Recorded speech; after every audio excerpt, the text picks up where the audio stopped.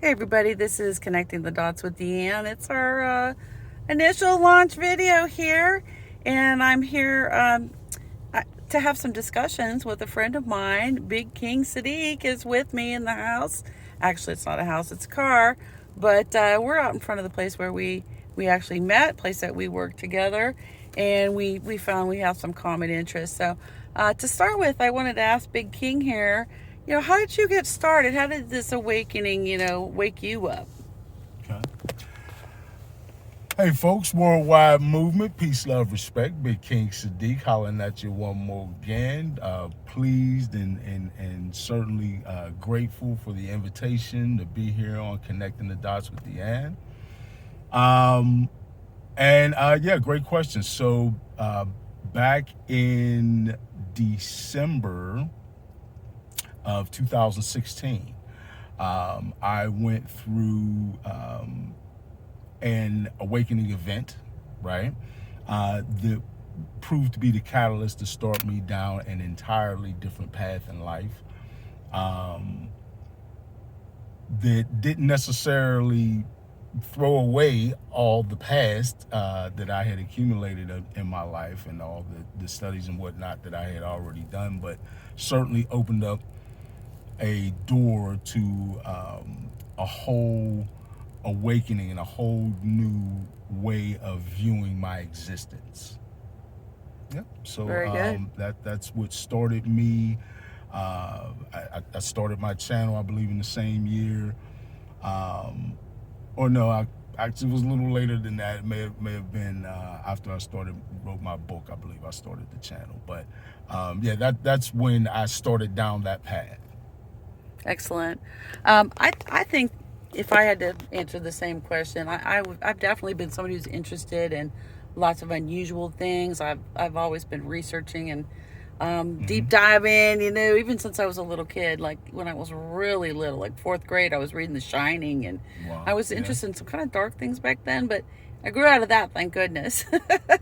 But I think some things have gotten my attention all the way through, but just prior to the big C thing hitting, there was a night I woke up, I had this incredible nightmare, and I woke up just, I can't breathe, oh my gosh. And what I had seen was, I was like, I'm looking down into a ravine there was like a little river going down there, and you know how it is in a dream, you just suddenly float down there, you don't really know how you got down there, but you get down there. Right. And I hear this rumble, and I look up and I see a bear coming at me. I mean, a big, huge, big brown bear is running full speed at me. And I looked and I thought, and then I realized he wasn't really looking at me. He's running my direction, but he's not looking at me. And I go, well, that's my first clue. This is a little bit different. Right. And then I realized there's this body of water, like this huge flood. It's like I grew up in Arizona, so we have what we call flash floods. I've seen them, but this was on a scale much grander. I mean, it was like 30 or 40 foot high water, and it's filling up the whole cavity as it's, the whole ravine is filling up with water. Yeah. And you can see that there's debris and trees and stuff in it. And I thought, I'm not going to get away from this. And so I just held my breath. The bear ran right past me. I held my breath until that water went by. Wow. And then that's the nightmare that woke me up. I held my breath until I couldn't hold it any longer. And then I came up for air, like through all the stuff. But the biggest part of it had gone by. That sounds like a Neo moment right there. Yeah, and I actually, I didn't have anything to really secure myself. So it's kind of funny in my dream. I manifest a little white picket fence. There's kind of like a little Susie Snowflake in me or something, a little white picket fence kind of girl deep down inside. So I kind of manifest this little piece of white picket fence, and I just grabbed a hold of it. I put my arms and my legs around and held it for all my worth while I held my breath. So I've often wondered what that means in dreams. There may be somebody out there that's really good with dream interpretation, but I really think that was the big C coming. And none of us really escaped it. Right. And it's kind of interesting about a big bear, because we got stuff going on with Russia too. Mm. At some point, I may know more of the meaning of that dream, but I'm That happy I definitely looks like survived there's it. some room for more And then, interpretation and there. then the next things I felt were I was concerned about other things, Yeah. you know, with that, which we'll get into it in a later video. Indeed. But I wanted to ask you. Now, if since you said that, it made me think about during that night. One of the things that I became really preoccupied with, right, was for some reason, and I still don't know exactly why. This is what I chose. I guess it felt like an avatar for me at the moment, right? But I went on YouTube and I searched up Superman 1 million Prime, which is a thing for those who may not be aware. And there was this big like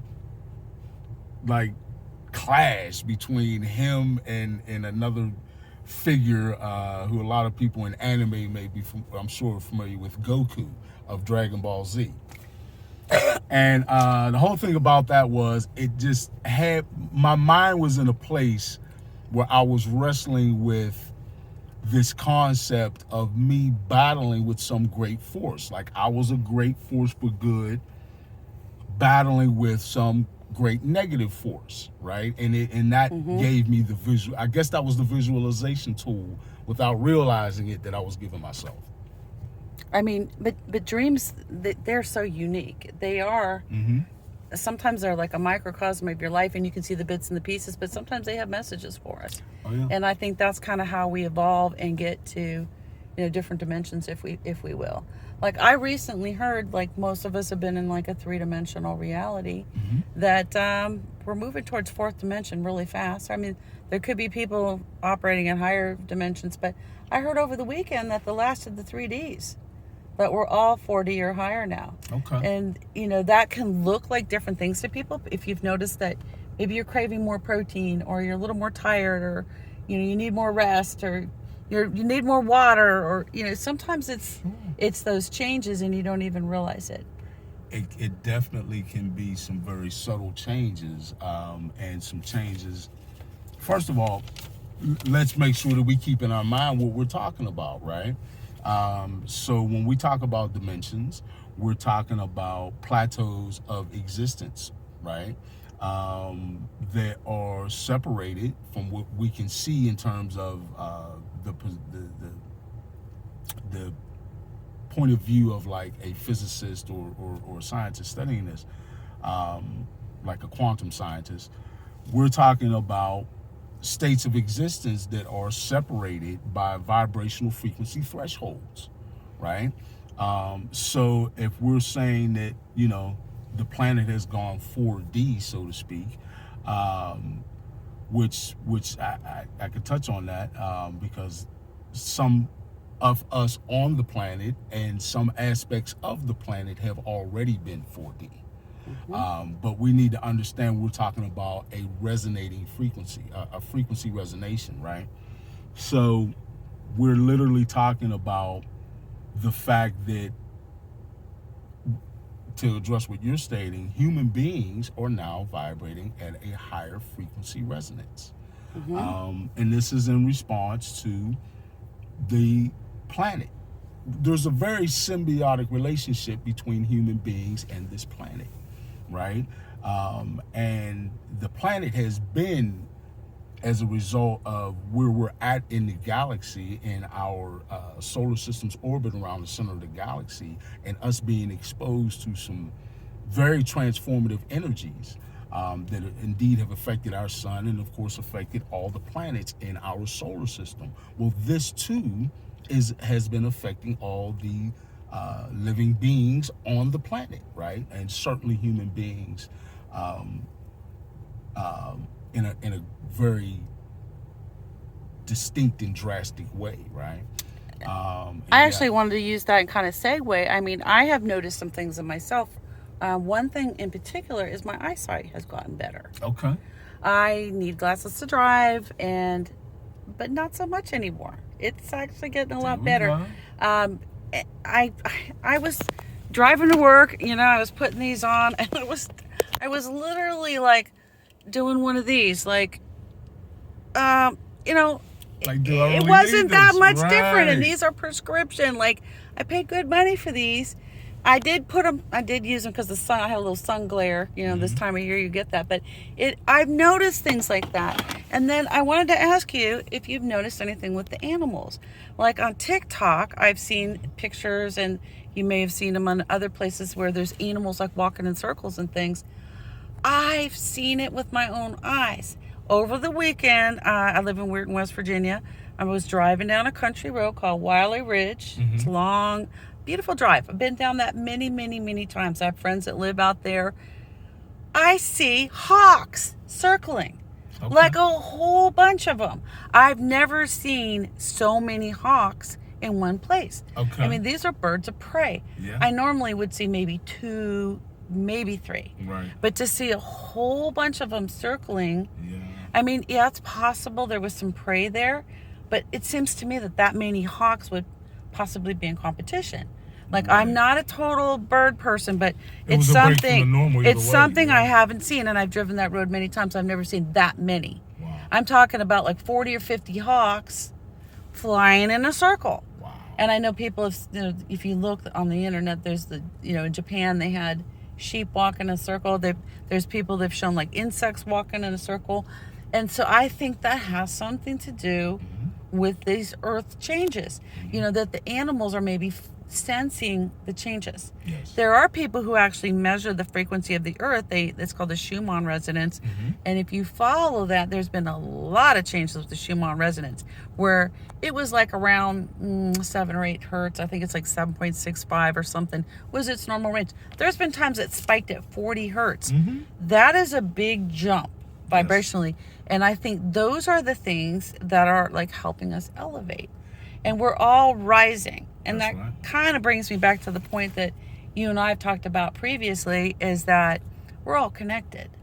Like, this is the example I gave you when we were talking. We tend to think that, he's living his separate life, I'm living my separate life, various people we know are all separate.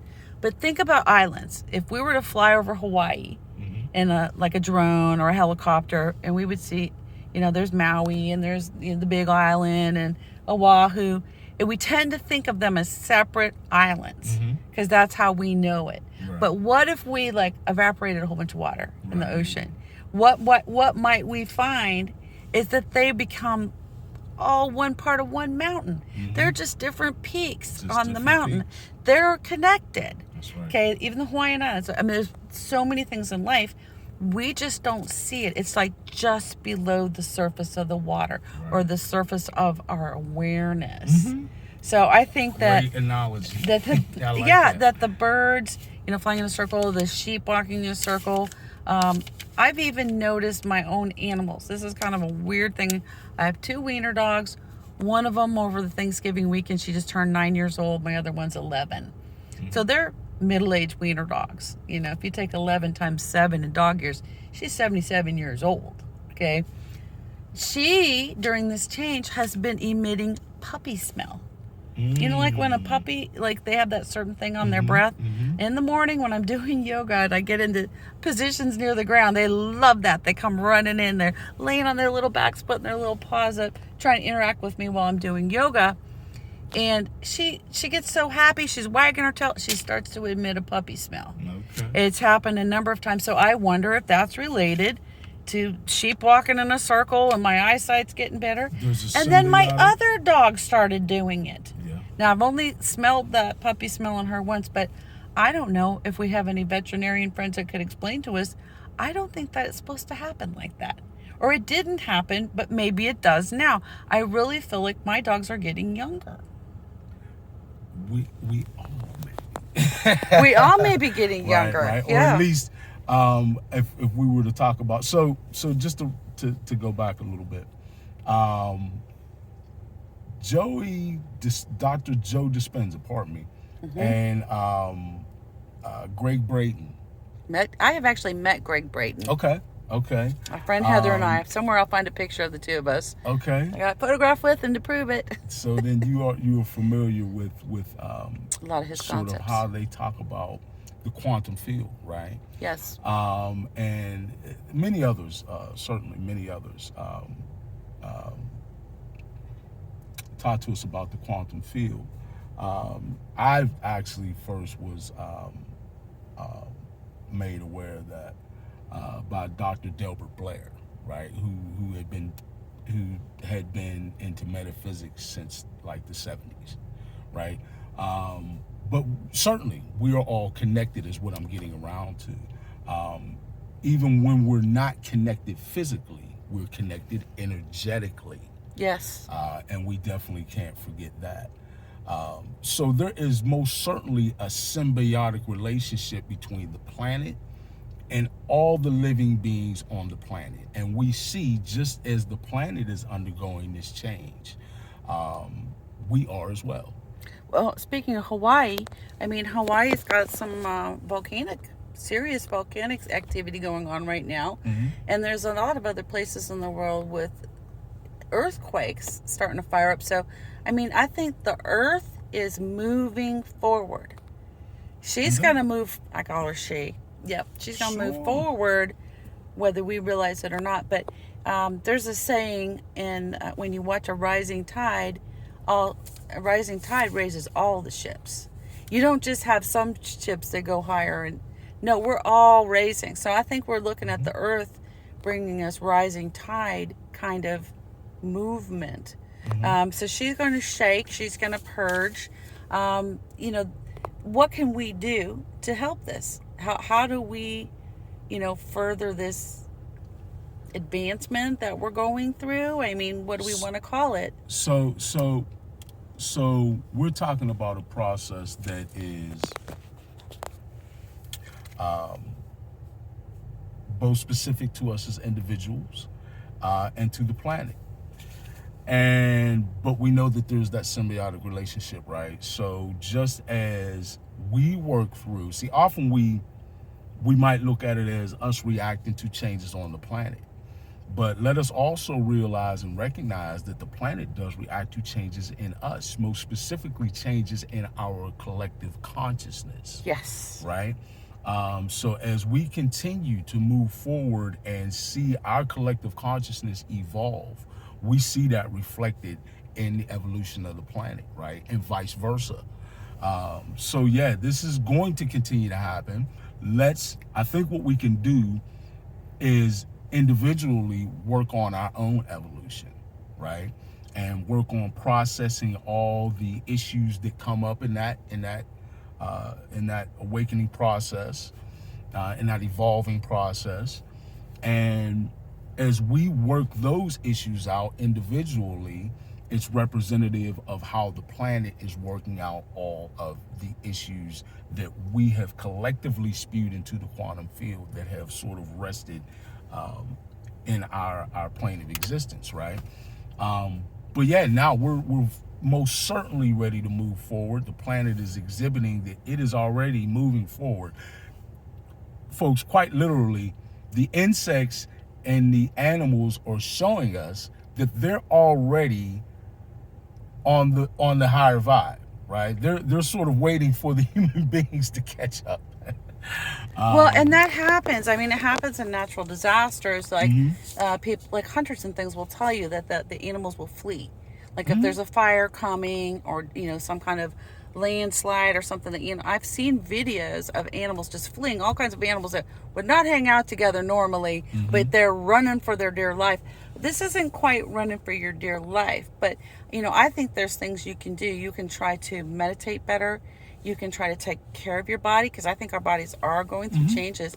I think when we're all done with this, we're going to be pretty happy with those changes, because King, I'm expecting us to get a little bit more of a light body going. Like a little. Sure. I think that's where we're headed, more towards like a crystalline body. I've even heard some things like we might even have a heart that functions a little bit differently. We might go from 4 chambers to 5 chambers and have 3 heartbeats instead of 2. You just never know. Can I substantiate that? No, I cannot. But I mean, you don't really know what's happening. I know something's happened with my eyesight. It's good. And I've talked to some other folks who've noticed things like that. But as far as you can take care of yourself, you can try to eat better, get the rest if you feel you need it, because there's a lot of change going on. But, take the extra bubble bath, take the extra walk, get grounded. Yeah. I know here in Pittsburgh, we're going to go for some colder weather soon, but when you can, take your shoes and your socks off and stand on soil. Stand on the soil. Very important to ground to the planet. One of the things that we've got to do, and just to touch on what you had mentioned, in terms of physiological changes, I know since my awakening, and when I state that I had begun on my path of awakening, we're talking about a completely different lifestyle, right? A complete lifestyle change that did involve a complete change in diet, right?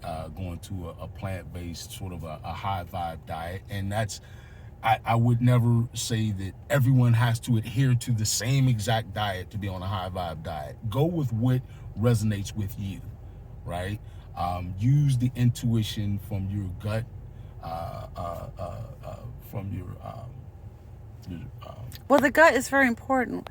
I mean, when an embryo forms, yeah, the stomach is like one of the first thing that forms, and you do have gut feelings. I mean, that's kind of like, without a doubt, that's a big part of it. Yeah, I mean, intuition and you resides can meditate more. This world could use all the prayer that we can bring to it right now, and then calm yourself. If scary things happen, if there's a rapid amount of change, I fully expect a rapid amount of change. I've had some other dreams and visions and that was the bottom line. Rapid change, rapid change. So if you know that's coming, you have to find ways to kind of anchor yourself, like I did. In the dream, I grabbed a hold of that post, a little white picket fence, and I held on for dear life. It's kind of funny that it's a white picket fence, but it's symbolic of trying to ground myself. I knew I couldn't outrun the bear or outswim the water, but I could hold my breath for a little bit. But going back to that, even simple things like sense, like you mentioned, vibration, like aromatherapy, or light a candle and really gaze at the candle and just relax yourself and let your mind drift a little bit, have some meditative moments, get into prayer, know that we're going to win this. And when it comes to light and dark, I've always looked at the yin and yang circle, with the little swish and the dots, and I've always been fascinated with that. There is a certain balance that we need in light and dark, but someone said the light always wins. Now, how do we know that the light always wins? Well, there's very clear examples of that. I tell you what, go in any room with no light lit, close the door, and in that, you'll notice you're in complete darkness. Get a lighter, flick your lighter, and just with that light of the flame, you'll notice that little tiny flame totally get your chases attention. away any darkness, right? It illuminates the entire room. Even if it doesn't make it like the same as a light bulb, it does indeed illuminate the room. You don't see darkness chase away light. No. In Right? fact, let's think of the opposite. Let's think of going outside on a really bright, sunny day, and there's light gleaming off parked cars and off windows, and you're squinting your eyes because it's so bright. Now imagine some little fleck of darkness appearing. You might not even notice it. Now, you often don't. There's 2 points to this. We probably don't notice it, okay? But that just shows you that light wins over dark. But that's also partly how we got here, too, because we didn't notice certain things. We didn't stand up for certain things, and we let some freedoms go. So in time, I look for us to, heal the planet and get our freedom back. That's kind of what I want.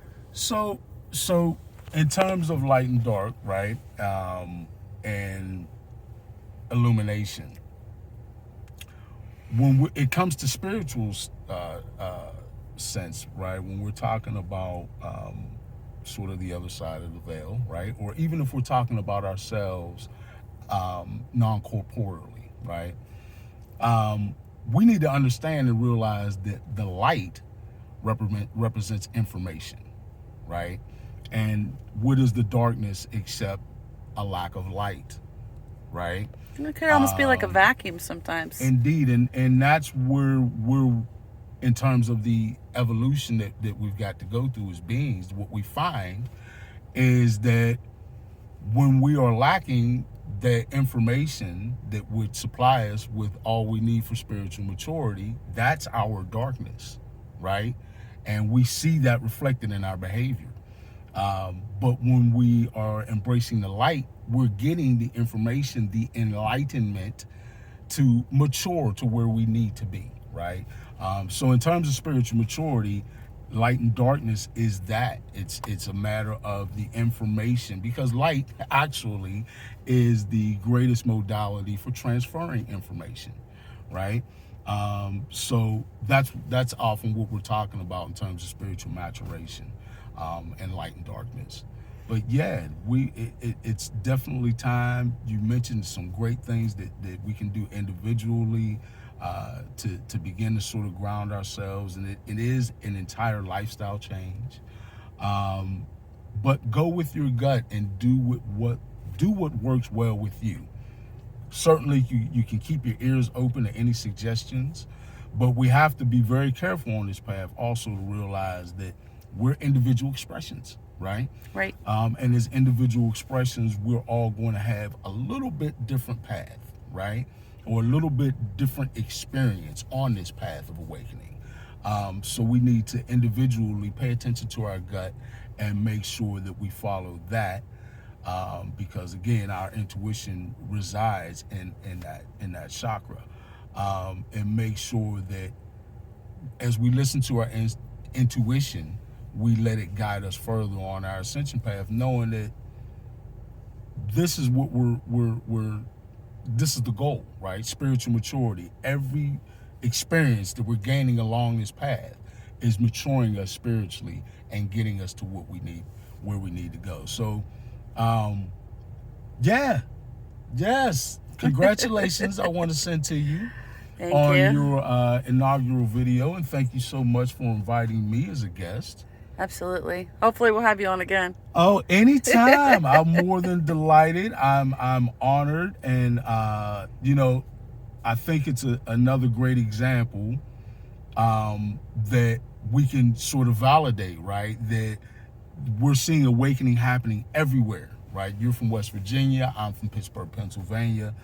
Not too far away from each other, but still, it's happening in different states, right? I'm actually going to be doing some traveling soon, and I'm going to make a point to stop. And I did a little bit of this before in the East Coast. I stopped at several points, several different cities, just to show folks this is happening everywhere, right? Mm-hmm. We're all waking up, right? So thank you again. Worldwide movement, peace, love, respect. Let's continue to build that. And I'll turn it over to you and let you know that graciously I would be again anytime honored yes. to do so. All right, thank you so much. Thank you so much, Big King Sadiq here with us in the white Honda in Pittsburgh right now. And the title of this is Connecting the Dots. That's kind of what I do. I gather information, and sometimes I just hold it until I figure out how the pieces go together. And I don't always know for certain that that's how they go together, but sometimes I get a little bit lucky with that. So we're just here to bring some love and life to you, and maybe some more information in the future. I have some formal PowerPoints and things where I've got some topics I've been saving. I don't know how soon I'll get them out, but you got to get started somewhere. So thank you for joining us. DeeAnn with Connecting the Dots and Big King Sadiq. Peace out. Worldwide movement. Peace, love, respect.